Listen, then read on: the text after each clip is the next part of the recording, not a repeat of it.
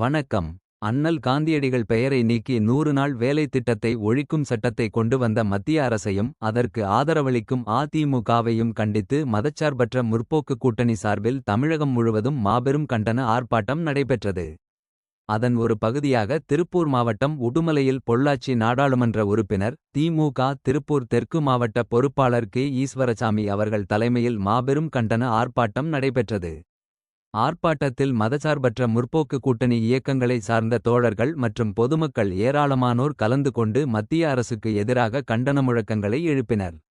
ஆர்ப்பாட்டத்தில் ஆதித்தமிழர் ஜனநாயக பேரவை நிறுவன தலைவர் ஆசு பௌத்தன் அவர்கள் கலந்து கொண்டு மத்திய அரசை கண்டித்து கண்டன உரையாற்றினார். அரசு படிப்படியாக முதலில் கூலியை கொடுக்க தவறினார்கள். நிதியை மாநில அரசாங்கத்திற்கு ஒதுக்கி அவர்களுக்கான கூலியை கொடுக்க மறுத்து வந்தனர். ஒவ்வொரு ஆண்டும் அதற்கான நிதியை குறைத்துக் கொண்டே தமிழகம் முழுவதும் நம்மளுடைய திராவிட முன்னேற்ற கழகத்துடைய தலைவரும் தமிழ்நாடு முதலமைச்சருமான மரியாதைக்குரிய மு.க. ஸ்டாலின் அவர்கள் அறிவித்த அடிப்படையிலே நாடு முழுவதும் மத்திய ஒன்றிய அரசினுடைய நடுவண் அரசின் மக்கள் விரோத போக்கை கண்டித்து ஆர்ப்பாட்டம் நடைபெற்றுக் கொண்டிருக்கிறது.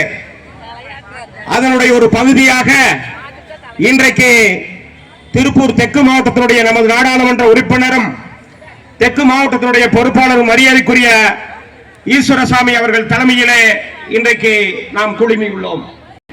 பொறுப்பேற்றதிலிருந்து மக்கள் விரோத செயல்களை தொடர்ந்து செய்து கொண்டிருக்கிறது. குறிப்பாக